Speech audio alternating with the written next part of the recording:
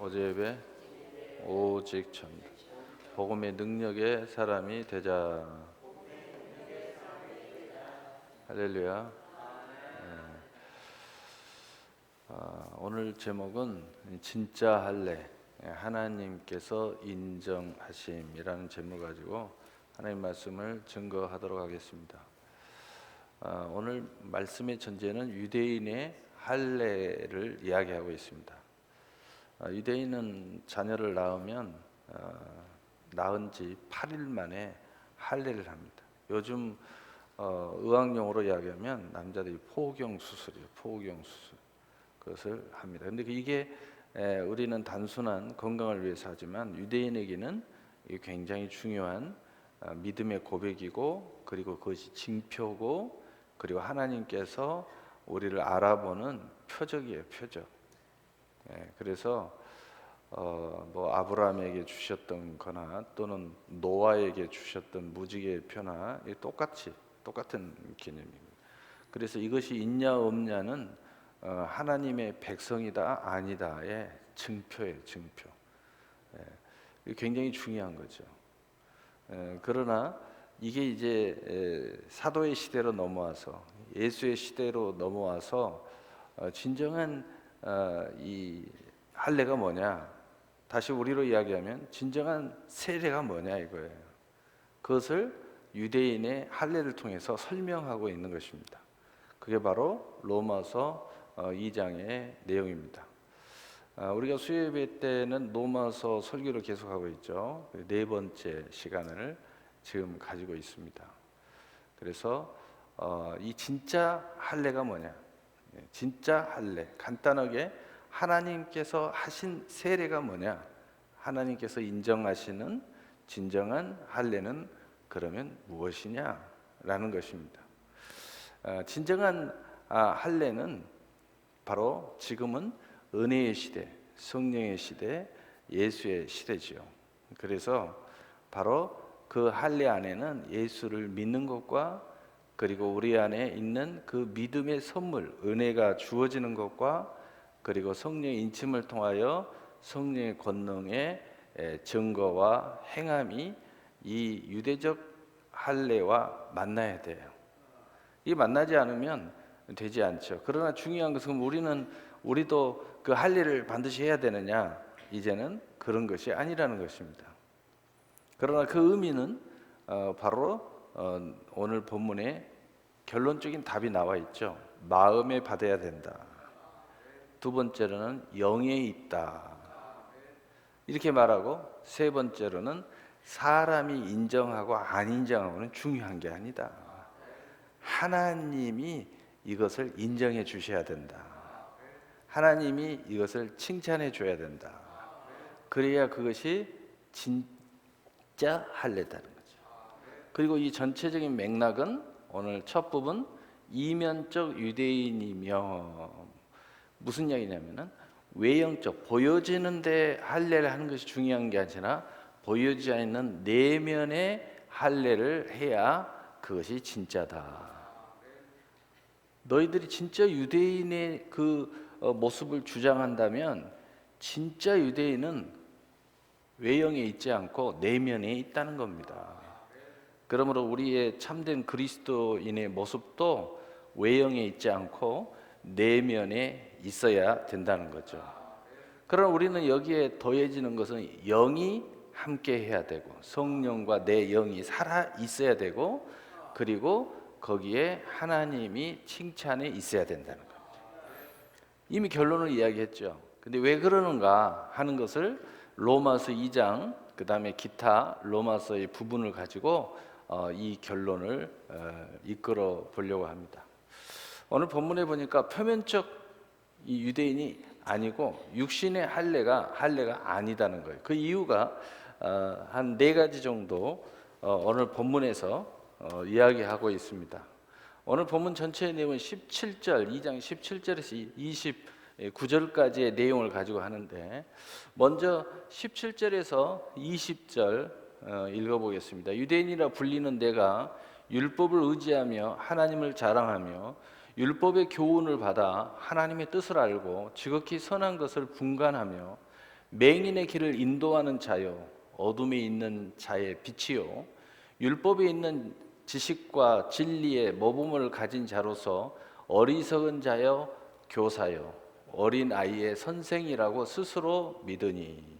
첫 번째, 이게 결코 될 수 없다는 것은 뭐냐면 스스로가 선생이 되고 스스로가 선생이라고 믿는다는 겁니다. 여러분, 우리는 꼭 알아야 돼요. 율법이 잘못이 아니라고 그랬죠. 율법은 선하고 의롭고 온전하다고 로마서 3장 기타에서 기록하고 있습니다. 그럼 그 율법을 다루는 사람이 문제인데, 바로 그 다루는 사람, 오늘 본문에 보면 율법은 선하다고 그랬어요. 하나님 뜻을 알 수 있다고 그랬어요. 맹인의 길을 인도해 준다는 겁니다. 어둠의 세상에 빛이 돼 준다는 거예요. 또 이 지식과 진리의 모범이 된다는 겁니다. 뭐가 문제라는 건가? 율법을 다룬 사람이 문제라는 거죠. 스스로 선생이라고 생각하고 스스로 선생이라고 믿는 것에서부터 오늘 이 할례가 잘못됐고, 또 그 육체의 할례의 외형적인 것이 잘못될 수밖에 없다. 그렇게 믿는 사람은 진짜 할례를 받은 사람이 될 수 없다는 겁니다. 여러분, 오직 선생은 누구라고 그랬어요? 오직 선생은 한 분.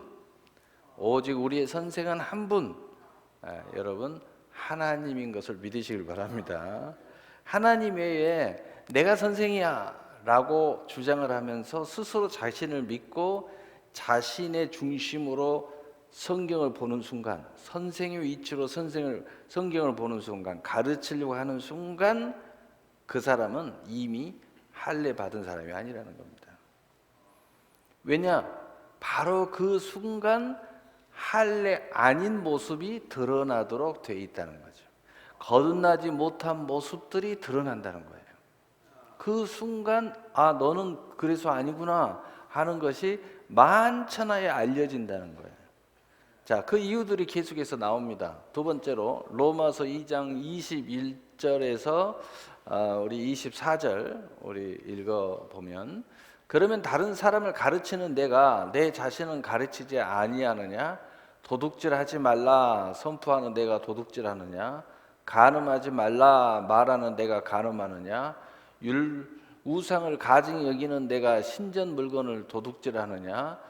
율법을 자랑하는 내가 율법을 범함으로 하나님을 욕되게 하느냐?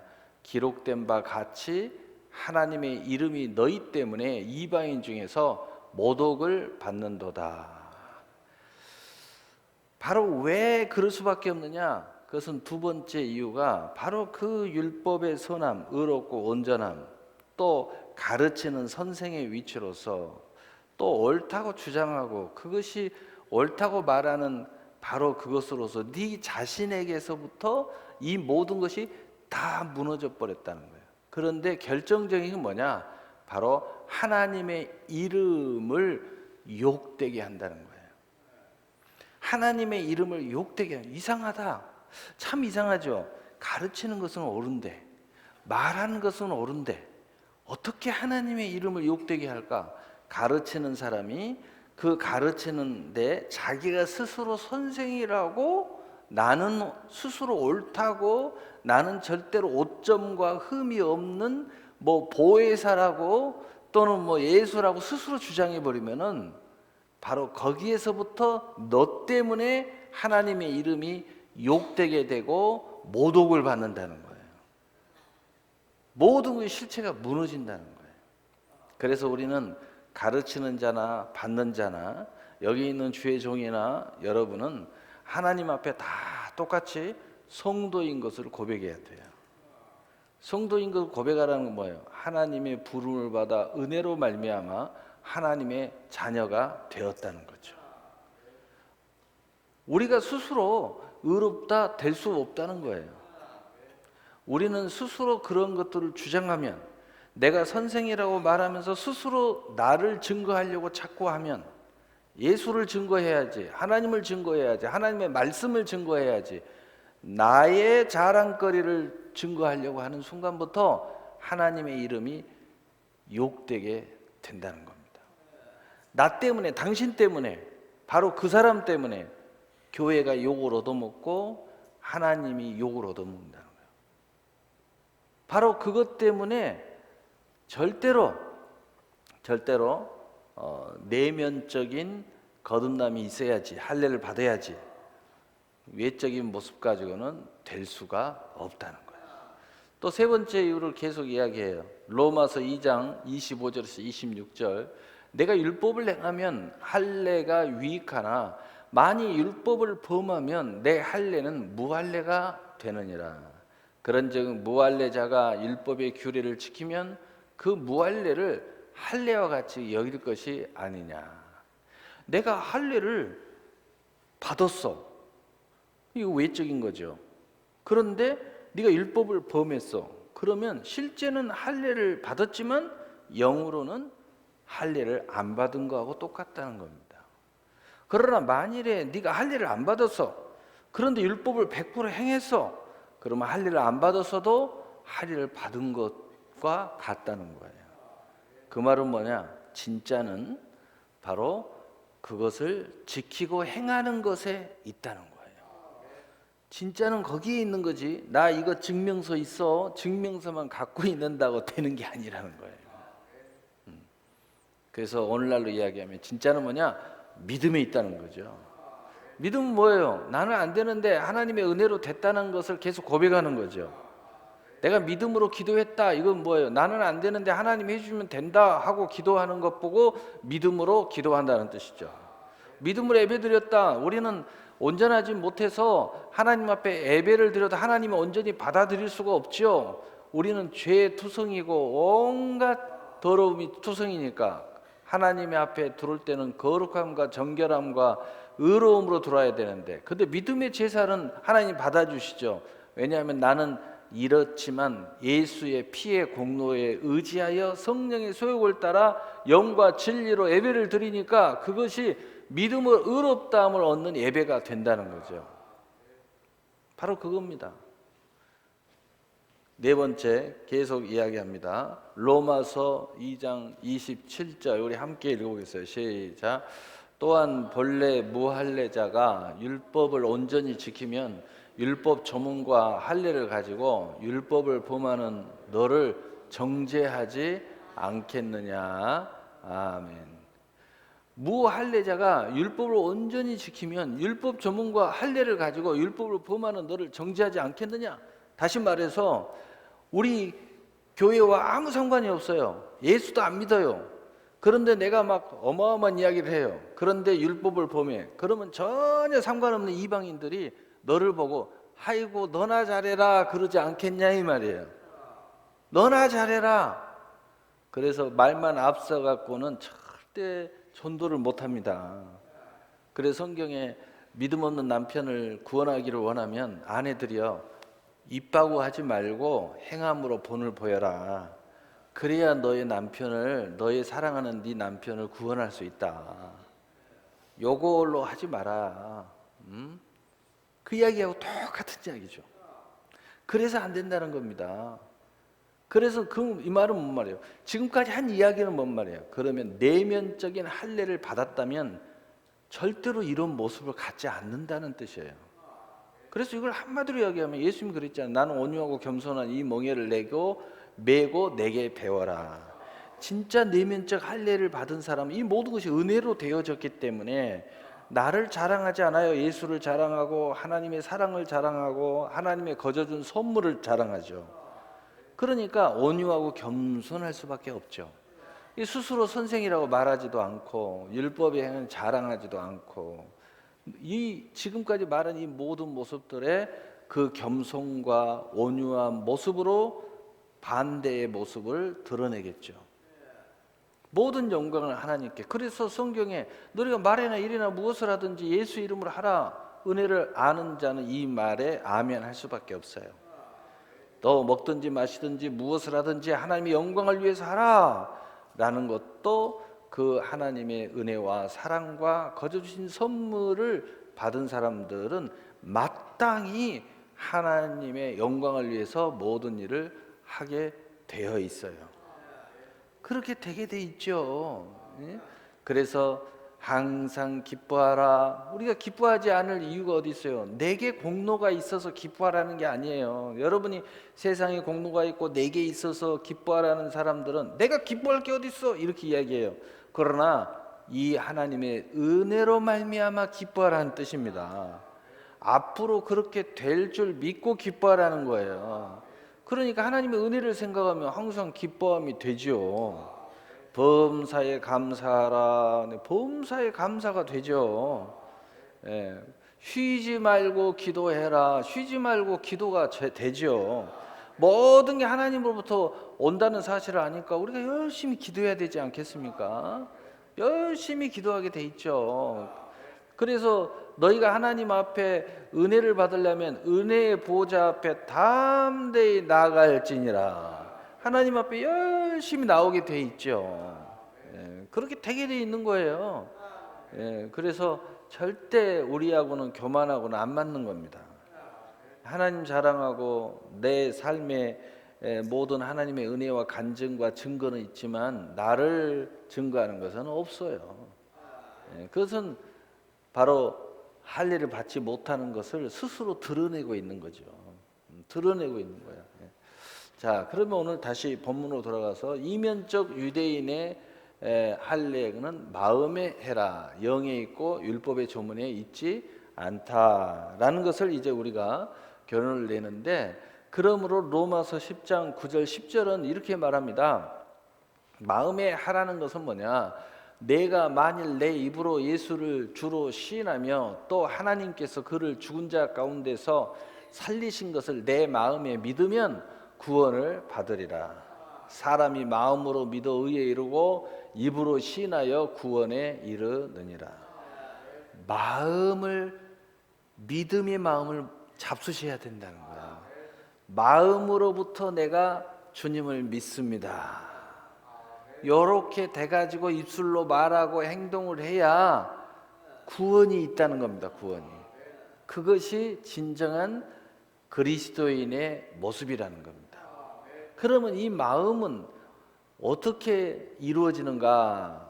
바로 고린도 후서 1장 21절 22절에 우리를 너희와 함께 그리스도 안에서 굳건하게 하시고 우리에게 기름을 부으신 이는 하나님이시니 그가 또한 우리에게 인치시고 보증으로 우리 마음에 성령을 주셨느니라. 그러니까 우리 마음이 믿음의 마음을 이제 딱 먹을 수 있는 것은 뭐냐면 하나님께서 성령의 기름을 우리에게 막 부어주는 거예요. 믿음을 가질 수 있도록 소위 말하면 우리식으로 이야기하면 분위기 조성을 해줘.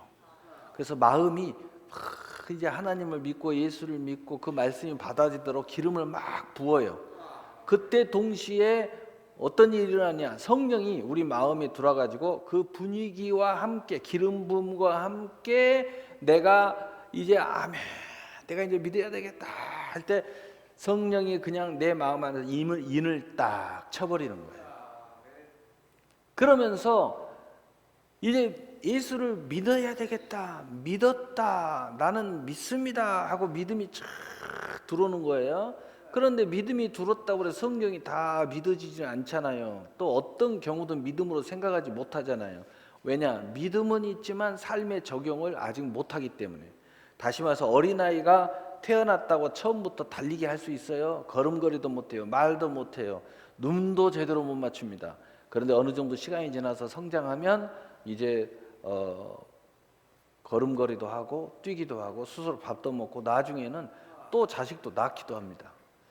그런 과정이 필요하죠. 그래서 성령이 우리 마음에 계시면서 보증 계속 우리에게 가르쳐 주고 생각나게 하고 고백하게 하고 의심 들면 의심을 사라지게 만들어 주고 여러 가지 이유와 또 말씀을 들으면서 저 말씀 빨리 아멘 해라 이렇게 해주고 또 귀신이 옆에서 유혹하면 그건 아니다, 이건 틀렸어 이렇게 이야기해주고, 이 보증자로 성령께서 우리 마음에 딱 계셔가지고 믿음을 성장시켜 주는 거예요. 삶에 적용을 시켜줘요. 그래가지고 완전히 마음이 믿음에 굳게 서게 만들어주는 거예요. 그래서 너희가 믿음을 굳게 하라라는 말씀은 이런 과정을 통해서 내 마음이 완전히 믿음으로 충만해지는 것을 말하는 거죠. 그럼 어떤 상황 속에서 믿음으로 생각하고 믿음으로 말하고 믿음으로 행동을 해요. 그런데 어떨 때는 믿음이 되고 어떨 때는 헷갈리고 어떨 때는 두려움이 오고 어떨 때는 근심이 오고 어떨 때는 전혀 그냥 믿음으로 단단해지고, 이것은 뭐냐? 아직 과정 중에 있다, 아직 성장 중에 있다, 이런 이야기예요. 믿음은 그렇다고 없는 게 아니에요. 너 예수 믿어? 예수 믿는다고 그래요. 그런데 왜 삶은 그따위로 사냐? 그러면 그따위로 살 수밖에 없어요. 아직 어린아이니까. 예를 들어서 어린아이가 밥상을 차리면 막 밥 먹는다고 다 휘저어요. 야 이놈아, 너는 왜 이렇게 밥을 먹는데 이렇게 휘젓고 먹냐? 엄마 귀찮게 또 청소해야 되잖아. 뒤엎고 먹고 말이야. 온 몸에다가 막 다 묻히고 먹고. 어린아이니까 그럴 수밖에 없죠. 그런데 20살 먼 청년이 그렇게 먹었다, 싸다구를 몇 대 맞아야 됩니다. 정신을 못 차려요. 아직도 그렇게 살면 안 되죠. 그렇게 은혜를 받고 그렇게 믿음의 모든 것도 다 알면서 마치 일부러 그런 것처럼 그러면 안 되죠. 일부러 안 그랬다 그러면 병든 거죠. 무슨 병이 걸렸을까? 병원에 가서 뇌파 검사하고 이렇게 해가지고 여러 가지 검사를 할 필요가 있겠죠. 그거 아니면은 뭐 귀신 들린다든지 뭔가 있겠죠.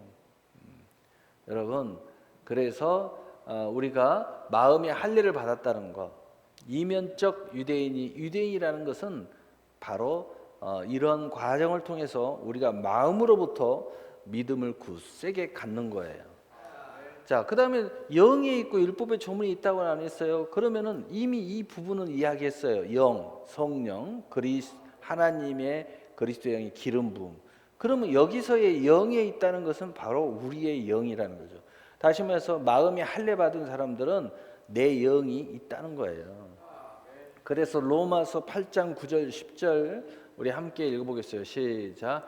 만일 너희 속에 하나님의 영이 거하시면 너희가 육신에 있지 아니하고 영에 있나니 누구든지 그리스도의 영이 없으면 그리스도의 사람이 아니라, 또 그리스도께서 너희 안에 계시면 몸은 죄로 말미암아 죽은 것이나 영은 의로 말미암아 살아있는 것이니라. 아멘. 내 영이 살아있다는 겁니다. 다시 말해서 내 마음이 그리스도의 영, 성령, 하나님의 진리의 영을 따라가는 바로 그 모습이 내 영이 하는 일이라는 거예요.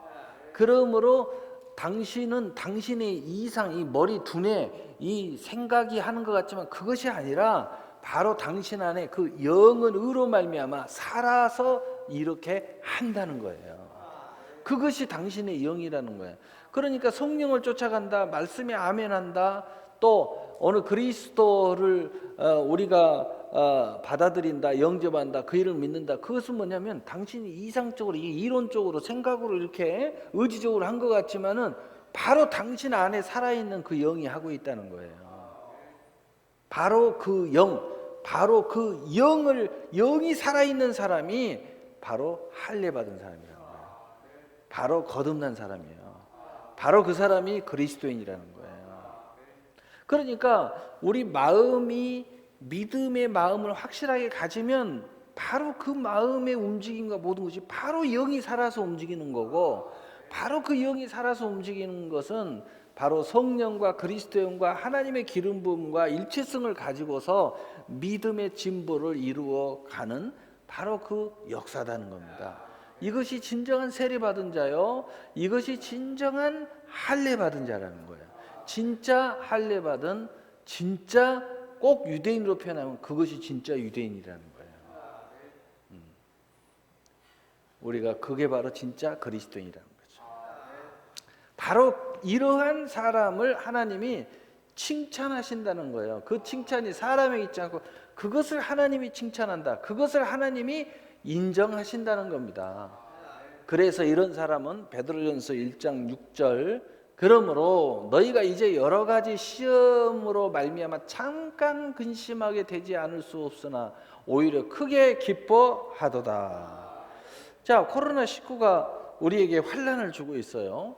어떤 사람은 막 재앙의 수준이다, 뭐 이게 완전히 막 원자폭탄 수준이다, 뭐 이렇게 이야기하는 사람도 있는데, 어쨌든 간에 그러나 믿음의 사람은 이런 모든 어떤 상황이 되어도 잠깐 잠깐 근심하고 그냥 넘어가는 거. 왜냐?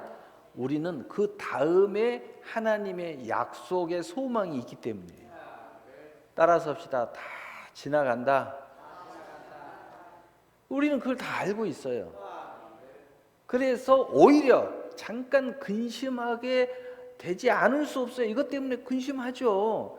여러분들은 이렇게 근심도 하잖아요. 마스크도 열심히 쓰고 여기 다 말쓰고 그냥 다 쓰고 있다고 말을 해야죠. 다 쓰고 있는데 잠깐 근심하지 않을 수가 없어요.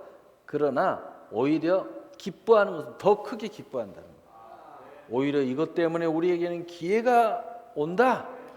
오히려 우리에게는 이것 때문에 더 축복이 온다. 또 이 시간이 좀 지나고 나면 더 좋아진다 하는 약속의 사람이기 때문에. 그래서 7절에 보니까 너희 믿음의 확실함은 불로 연단하여도 없어질 금보다 더 귀하여 예수 그리스도께서 나타나실 때에 칭찬과 영광과 존귀를 얻게 할 것이니라. 하나님이 예를 들어 이것을 시험을 하나님이 주셨다. 또 이것을 우리 믿음을 더 연단하려고 하신다. 뭐 어떤 것도 좋다 이 말이에요. 바로 이 모든 것은 우리의 믿음의 확실함.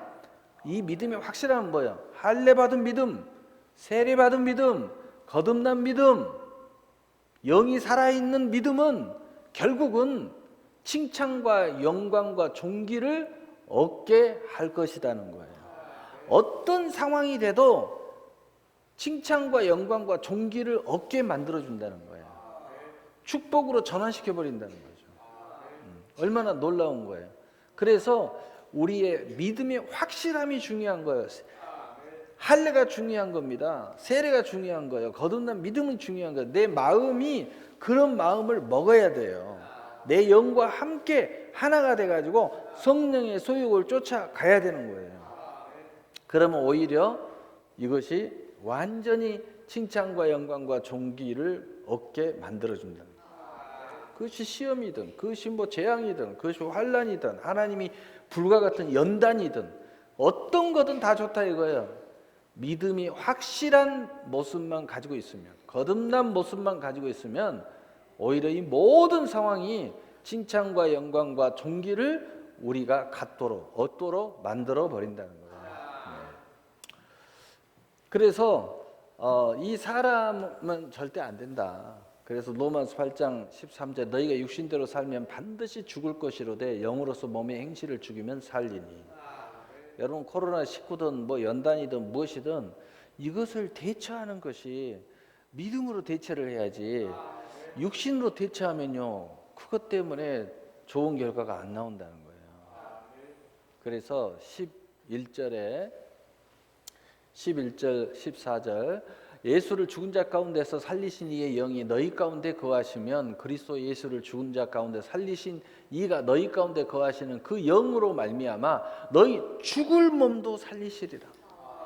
여러분 죽을 몸도 살아납니다. 죽을 상황인데도 살아나.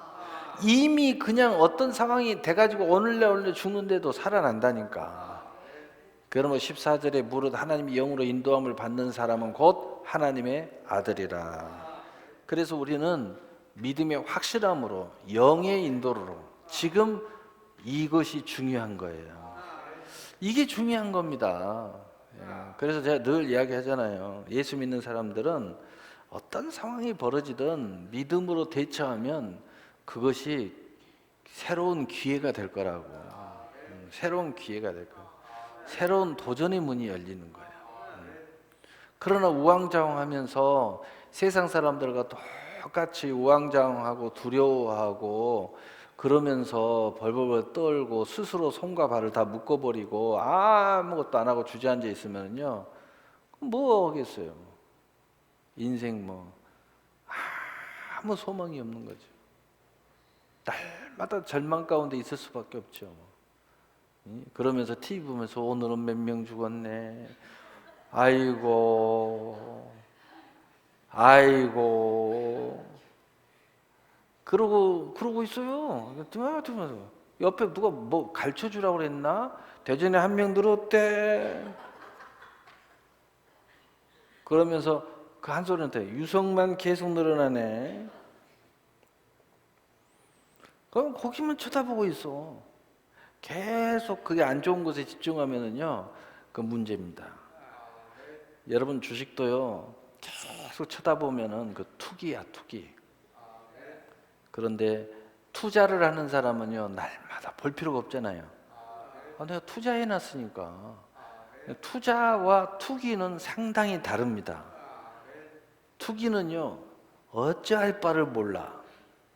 투자는 마음에 넉넉함이 있어요. 넉넉함이. 그래서 어떤 사람이 그러더라고요. 매일 쳐다본다. 투기꾼이요. 그런데 한 3달에 한 번만 본다. 투자하신 분이야. 그렇게 벌써 이 기준이 달려. 그러니까 믿음의 사람이 믿음이 확실하게 거하는 사람들은요, 크게 보기 때문에 여기도 뭐 좀 있으면 지나갈 거야. 여유롭게. 좀 뭐가 더 대박이 터졌다. 뭐 그래 한번 슬쩍 보고 그러면서 내가 갈 길을 가는 거야. 아이고 코로나19 때문에 그냥 휴가를 계속 주네. 아이고 너무 좋다. 좀 쉬어야 되겠다. 그런데 세상 사람은 똑같이 방구석에 앉아서 뭐 하냐고. 뭐 확진자요? 아니 확진자하고 손이라도 잡았어? 또 그 진짜 또 그렇게 돼가지고 꼼짝하지 말으라고 14일 동안 그런데 또 돌아다녀. 아유 꼼짝하지 말으라고 진짜 그리할 사람은 돌아다니고 그렇게 하지 않아야 할 사람은 가만히 있고 그거 도대체 뭐요? 인생을 왜 그렇게 힘들게 살아? 자유롭게 살지. 자유롭게 살으라니까. 욥기 3장 25절에 염려하고 근심하는 것이 내 몸에 미쳤도다. 우리가 염려하고 근심하면요, 그게 내 몸에 달라든다는 거예요. 믿음을 굳게 하여 저를 대적하라. 그리하면 피하리라. 피하리라. 여러분 그거 아셔야 돼요. 여러분 사실 뭐 이런 이야기 하면 누가 욕할 수도 있지만 여러분 매년 독감으로 죽은 사람이 몇 명인 줄 아세요? 지금 몇 명까지 나올지 모르지만 지난 독감으로 죽는 숫자보다 더 적어요. 근데 그건 발표 안 하니까 모르는 거야. 왜 그렇게 막 공포에 휩싸여가지고 말이야. 공포에 휩싸이면 안 돼요. 성경에 이야기하잖아요. 두려워하지 마라. 염려하지 마라. 내가 너와 함께 함이니라. 놀라지 말라. 내가 너와 함께 함이니라. 계속 하나님이 하시는 말씀은 그거야. 이런 거에 사로잡히지 말라고. 그 시간 나누면 예수 믿는 사람들은 아유 너무 좋다 하면서 성경 보고 너무 좋다 예배 드리고 너무 좋다 하면 기도하고 이래저래 그냥 아무것도 할 수 없다 그러면 앉아서 금식이나 하고 말이야. 먹을 것도 없다 그럼 금식하면 되고 뭐 그 먹을 것도 없는 사람 없죠? 그건 그러니까 우리가 그렇게 해야지. 그래서 우리 결론입니다. 로마서 8장 16절 17절 우리 함께 읽어보겠어요. 시작. 성령이 친히 우리의 영과 더불어 우리가 하나님의 자녀인 것을 증언하시나니 자녀이면 또한 상속자 곧 하나님의 상속자요 그리스도와 함께한 상속자니 우리가 그와 함께 영광을 받기 위하여 고난도 함께 받아야 할 것이니라. 아멘. 여러분 고난 받는 걸 두려워하지 마십시오. 이건 다 우리의 상이고 멸류관이고 영광이고 존귀고요 칭찬입니다. 그러나 그것이 믿음의 진보를 위하여 하나님의 나라를 위하여 하나님의 뜻을 위하여 당하는 고난이어야 되죠. 자, 오늘 진짜 할례 받은 사람은 그럴 수밖에 없는 것이 마음의 할례, 영의 할례예요. 근데 믿음의 확실함을 거하는데 확실하게 거할 수밖에 없는 것이 16절 우리의 영과 더불어 성령이 내가 스스로 믿음이 있는 하나님의 자녀인 것을 증거하도록 해줘요. 여러분 혼자 그렇게 안 시킵니다. 성령과 여러분의 영이, 믿음이 확실한 생각이 두 가지가 이렇게 만나서 내가 믿음의 자녀인 것을 증거하도록 만든다는 거예요.